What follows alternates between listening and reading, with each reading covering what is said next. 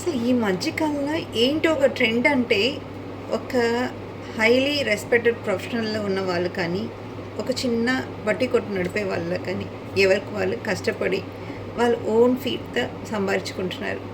కానీ ఈ గూగుల్ రివ్యూలు వచ్చిన తర్వాత, ఫర్ ఎగ్జాంపుల్ ఒక హాస్పిటల్‌లో ఒక 40 మంది పేషెంట్ వస్తారు. 40 మందిలో ఎవడికి వాడు వైద్యం చేయించుకొని, వాళ్ళ బాధ తగ్గిందా లేదా అని చూసుకొని వెళ్ళిపోతుంటారు. ఈ డిస్సాటిస్ఫైడ్ పీపుల్ ఉంటారు కదా, అది ఎక్కడ ఉన్నా అలాగే ఉంటారు. నెగటివిటీ వరకుమే వాళ్ళు స్ప్రెడ్ చేయాలని మొత్తం ఆ మైండ్ అంతా కూడా నెగటివ్గానే ఉంటుంది. వాళ్ళకి పాజిటివ్ అనేది అసలు రాలేదు కూడా. వాళ్ళు వెళ్ళి ఈ పని పాట లేకుండా ఇక్కడ వెయిట్ చేయడానికి టైం ఉండదు, కానీ గూగుల్ రివ్యూస్లో రాసుకోవడానికి టైం ఉండదు. అలా మీ నెగటివిటీని మీరు స్ప్రెడ్ చేస్తున్నారు. అవతల వాళ్ళకి పాజిటివిటీని మీరు ఇవ్వట్లేదు. మిమ్మల్ని చూసేసరికి ఒక రంగా కొంగర పురుగులను చూసినట్టు చూస్తుంటారు. నిజంగా చెప్తున్నాను. ఒక డాక్టర్ అవ్వటానికి రాముడు వనవాసం వెళ్ళినట్టు 14 ఇయర్స్ ఆఫ్టర్ ఇంటర్మీడియట్ కెరియర్ నుంచి వాళ్ళు వస్తుంటారు.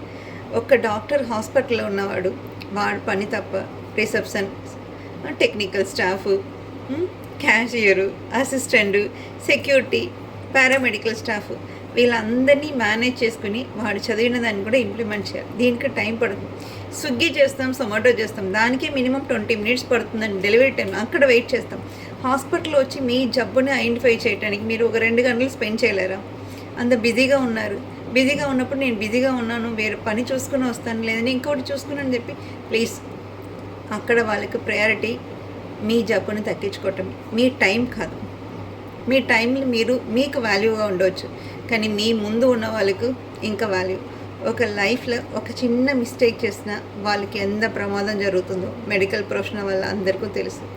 మీ లైఫ్ కోసం అవతల వాళ్ళని ఎంత మెంటల్ ట్రోమా చేస్తున్నారు. గూగుల్ రివ్యూ చేసి ఒక డాక్టర్ గురించి బ్యాడ్ కానీ ఏదో షాప్ గురించి నెగటివ్గా మీరు నిమిషాల్లో అనుకుంటారు.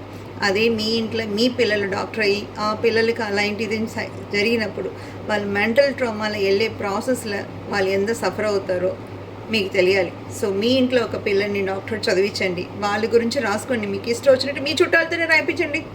హ్యాపీగా ఎలా ఉంటుందో బిందాస్గా ఉంటారా అని తెలుస్తుందండి.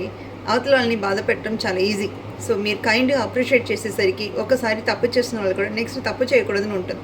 అంతేకాని తప్పు చేసిన వాడు మొటికాయలు వేసి కూర్చోపెడితే వాడు ఇంకా తప్పులు ఎక్కువ చేస్తుంటారు.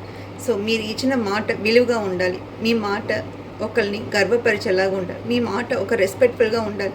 మీ మాట ఒక శాశ్వతంగా నిలిచిపోవాలి. మిమ్మల్ని చూసి మీ పిల్లలు ఇన్స్పిరేషన్ అవుతుంటారు. మీరు బ్యాడ్గా నెగటివిటీని స్ప్రెడ్ చేస్తే మీ పిల్లలు కూడా నెగటివ్గానే తయారవుతారు. ఏ విత్తనాలు వేస్తామో ఆ చెట్టుకు ఆ కాయలే కదా కాస్తుందని చెప్పండి. మీ చెట్టు మీ ఇష్టం.